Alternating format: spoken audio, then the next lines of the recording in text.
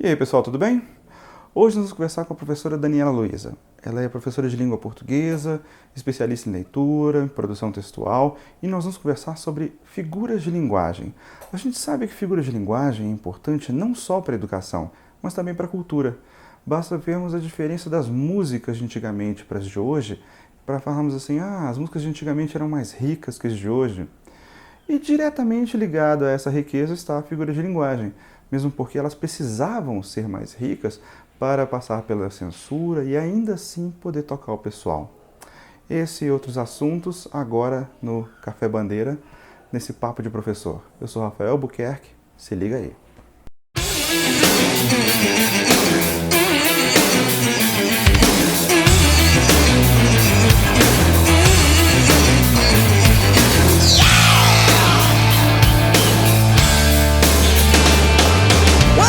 E aí, professora Daniela, tudo bem? Tudo bem, e você? Bem também, obrigado. Obrigado por ter aceitado esse convite para o Papo de Professor de hoje, né? Eu que agradeço o convite. Vai ser ótimo. Hoje a gente vai conversar sobre figuras de linguagem, né? A gente viu que o Enem, ele ainda pede algumas questões de figuras de linguagem e isso eu acho que não vai acabar. Por mais que a gente vê que a gramática está sendo menos pedida, já vinha sendo menos pedida em outros vestibulares, mas figuras de linguagem continua forte, né? Continua porque ela faz parte da interpretação de texto, Exatamente. né? Que é o foco do Enem. O Enem quer que o aluno perceba naquele texto o que é fundamental, né? E a figura de linguagem permeia os textos literários, ela permeia a música, ela permeia até as histórias em quadrinhos, né? Então, com certeza, o foco ainda vai ficar. Isso é ótimo, na verdade, né? Porque, como eu disse antes, a gente usa muito a figura de linguagem para deixar um texto mais interessante, né? É a ferramenta que o autor tem para deixar os textos mais interessantes. E o aluno tem que ter essa sensibilidade de captar essas figuras de linguagem, né? Sim, ele tem que ter a sensibilidade para perceber o que o autor quis dizer naquele momento com aquela linguagem figurada. Com certeza o texto vai ficar mais literário, com certeza ele vai ficar mais bonito, né? Mais sensível. E às vezes o aluno não tem a sensibilidade para perceber. É uma ferramenta muito importante. E quais são as ferramentas, quais são as figuras de linguagem mais utilizadas hoje em dia? Sem dúvida a metáfora, né? A metáfora ela permeia quase tudo, né? Se a gente for pegar algumas outras figuras de linguagem, elas vão voltar para a metáfora, né? Verdade. E a metáfora é uma comparação importantíssima, né, que o aluno precisa ter a capacidade de perceber. Outra figura de linguagem é a ironia, sem dúvida, né, porque ela aguça uma criticidade. O aluno, para entender uma ironia, ele tem que ter uma visão crítica de mundo, ele tem que ter um conhecimento de realidade, porque se ele não tiver, ele não consegue interpretar, né? A gente vê muito a mudança de estilo de professor em como dar figuras de linguagem em sala de aula. Como você acha que seria o ideal? Como seria uma introdução às figuras de linguagem em sala de aula? Eu acho que a função maior do professor seria sensibilizar o aluno para o texto, sensibilizar para a linguagem poética, sensibilizar para a diferença que essa figura de linguagem provoca. Porque ensinar nomenclatura não vai contribuir muito. E alguns professores ainda fixam muito nisso, né? Em que o aluno perceba uma metonímia, ou que ele perceba um pleonasmo, que ele perceba um paradoxo, que diferencie um paradoxo de uma antítese, mas isso não é o fundamental. O nome não, mas ele perceber que alguns poetas conseguiram, em alguns textos, por exemplo, evidenciar um paradoxo, né, ou uma antítese, muito mais para passar o que ele estava sentindo, né, para tentar fazer com que o leitor perceba aquilo, e não para que ele identifique que aquilo é um pleonasmo ou que aquilo é um paradoxo. Assim também como a diferença, a linha tênue da diferença entre metáfora e comparação, né? Sim. Aí o professor se pega a isso. Sim, porque tem uma conjunção ou não tem uma conjunção. É só uma conjunção? Não é? E isso não é o mais importante. O importante é perceber que tipo de comparação foi feita e por que ela foi feita, né? Aquela metáfora foi feita com que propósito? Se é que teve um propósito, né? Porque também vai depender da leitura do momento de vida que a pessoa está vivendo. E a gente vê que a ironia está introduzida muito até no humor. Muito, né? muito no humor, né? O humor inteligente é um humor irônico. Então, a ironia é uma figura de linguagem importantíssima, né? E que não é qualquer um que consegue fazer bem feita, e também não é todo leitor que consegue perceber a ironia, né? Ou seja, é bom a gente pegar textos e passar para o aluno e já, ao invés de ficar se apegando à nomenclatura, como você disse, o importante mesmo é entender o texto. O importante é ser tocado pelo texto. Eu acho. O pleonasmo, por exemplo, né? A gente explica pleonasmo, né? A nomenclatura. Mas o pleonasmo vicioso mesmo, não é? Subir para cima, descer para baixo. As pessoas usam sem perceber que elas estão usando. Mas não é essa a finalidade do pleonasmo, né? Quando Fernando Pessoa coloca no poema dele, né? Ó mar salgado, quanto do teu sal são lágrimas de Portugal. Quer dizer, para que foi feita essa repetição, né? É um reforço, não é desnecessário, né? Então, que o aluno perceba isso, que se o mar é salgado, porque naquele momento ele quis colocar isso. Tem um motivo. Tem motivo. Não é simplesmente Aí que a gente vê, será que isso realmente pode ser considerado um pleonasmo, já que o que ele queria era enfatizar uma ideia? Pois é. Eu acho que se o professor leva o texto, se ele trabalha com os clássicos, com a poesia, e mostra a figura de linguagem para o aluno, sem se preocupar com a nomenclatura, ele vai conseguir aprofundar essa interpretação de texto, que é o nosso objetivo. Né? Eu gostei muito de você ter tocado nesse assunto de não se preocupar com a nomenclatura, porque a gente também já falou sobre isso.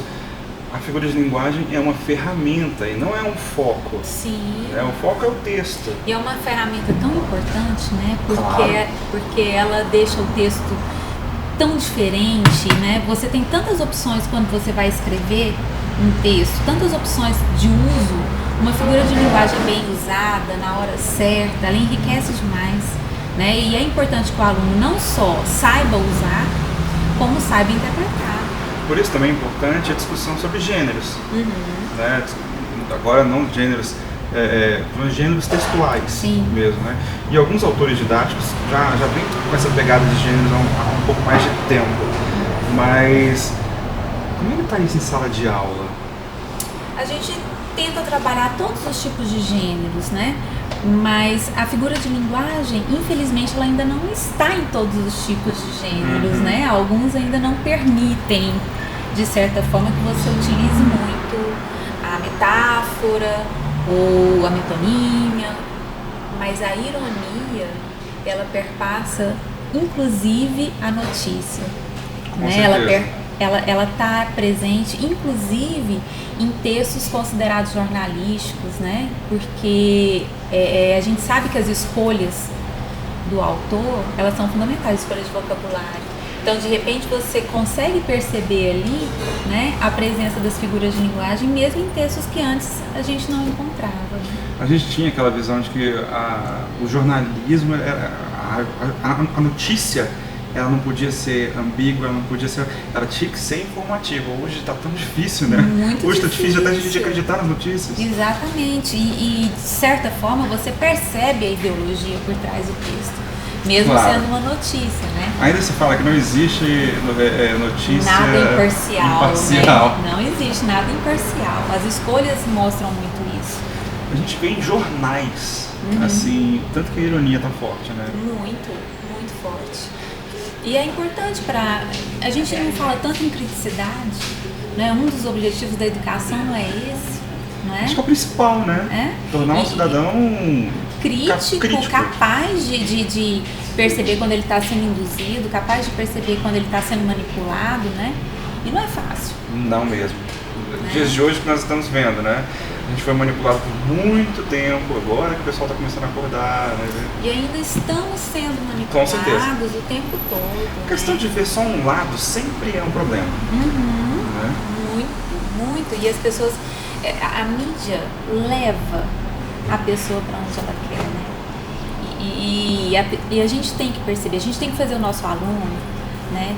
Pelo menos perceber quando ele está sendo manipulado, perceber quando a mídia está levando ele para uma direção que não é legal. E aí você vê também o trabalho da figura de linguagem aí, né? Quando eu quero dar uma notícia de alguma coisa que vá de encontro ao que eu penso, eu já dou uma notícia um pouco com mais de eufemismo. Isso, né? Agora, quando não, eu já trato na pancada. Exatamente. O eufemismo é uma figura de linguagem extremamente importante. Extremamente útil, né? Vamos suavizar, né? Vamos suavizar aquele adjetivo que poderia ser cruel demais em determinadas situações, né? Aquilo que poderia chocar demais. É extremamente usado. Boa ideia de levar para a sala de aula notícias com eufemismo, né? Exato. E tem muitas, né? Porque dependendo da situação, eles tentam não chocar demais, né? Nós estamos com o assunto aí que é a barragem que foi rompida, tá cheio de eufemismos por aí. Você vê, dá para ver nas notícias de que lado a mídia está. Com certeza, né? Dá para ver. E eles tentam camuflar um assunto que é gravíssimo, né? E então, mais um motivo de levar jornais para a sala de aula. Né? O que mais que a gente leva para a sala de aula para deixar mais interessante a nossa aula? Olha, eu costumo levar de tudo um pouco.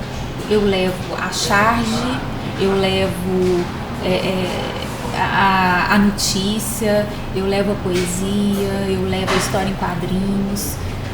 Essa semana eu levei para os meus alunos do terceiro ano Melhores do Mundo. Melhores do Mundo? Aquela peça teatral? A peça teatral, aquela equipe, né, de comédia, não é? E eu levei para eles um espetáculo chamado Notícias Populares. Fala muito do pleonasmo, né? Muito, fala do pleonasmo, mas ali eles misturam a linguagem jornalística, não é, com a linguagem humorística. Então eles trabalham muito a ironia o tempo todo, porque é um humor inteligente, né? Eles juntam a questão da notícia, a ironização, né? E o pleonasmo é um dos quadros ali mais famoso, né? É clássico, né? E eu levei, eles adoraram. Tem um outro também que chama Nós na Fita, você conhece? Esse é daquele do Leandro Hassum. É um barato, só sobre pleonasmo. Ah, então. É lindo, lindo. Tão leve, os alunos vão adorar. Pois é, eles gostam disso, eles gostam de novidade. A gente tem que chamar a atenção desses alunos, né? Tem, porque a nossa disputa não é fácil. Não, a gente está numa geração de tecnológicos, né? Alunos digitalizados. Não adianta a gente simplesmente colocar no quadro G, né? É uma geração de muita informação e eles têm informação o tempo todo ao alcance, eles estão com celular, eles estão com tablet o tempo todo, mas poucos transformam essa informação em conhecimento. Mas aí vai do professor também, né? O professor tem que guiar o aluno, né? Já que a gente tem esse material, por que não utilizar a nosso favor? Sim, nós temos que utilizar a nosso favor. E na sua escola, como é que é? Já é liberado o uso de dispositivos eletrônicos? Sim, nós liberamos em sala de aula quando o objetivo está claro, né? Tanto para o professor quanto para o aluno. Ele vai usar aquele celular, aquela informação, a internet, com um objetivo pré-definido. Então, antes do Enem, nós fizemos uma maratona, por exemplo, e o celular foi ferramenta em sala de aula. Então, eles tinham dúvida numa questão, imediatamente a gente já entrava no site, já buscava a questão, já buscava a resposta. Então, foi muito eficaz. Né? Lá na escola nós temos a tela interativa, então já projetava, né, o site, a busca. Isso contribui muito em sala de aula. É lógico que sempre vai ter aquele aluno, né, que vai querer entrar nas redes sociais, que vai querer, né, no momento da aula, mas dependendo da estratégia do professor, se ele consegue realmente focar em algo que é interessante, que chame a atenção do aluno, ele não vai precisar de rede social naquele momento. Ele não vai ter nem tempo de entrar, né? Ele vai estar buscando mesmo aquela informação, se aquilo for interessante para ele. Legal. Professora, adorei nossa conversa, viu? Bom demais. E lembrando sempre que agora eu gostaria de conversar muito com você, num outro momento, sobre esse novo currículo nacional, né? Sim, estou à disposição. Nós estamos estudando muito, nós estamos lendo muito, né? E estou à disposição. Muito obrigado. Eu que agradeço, foi um prazer. O prazer foi todo meu.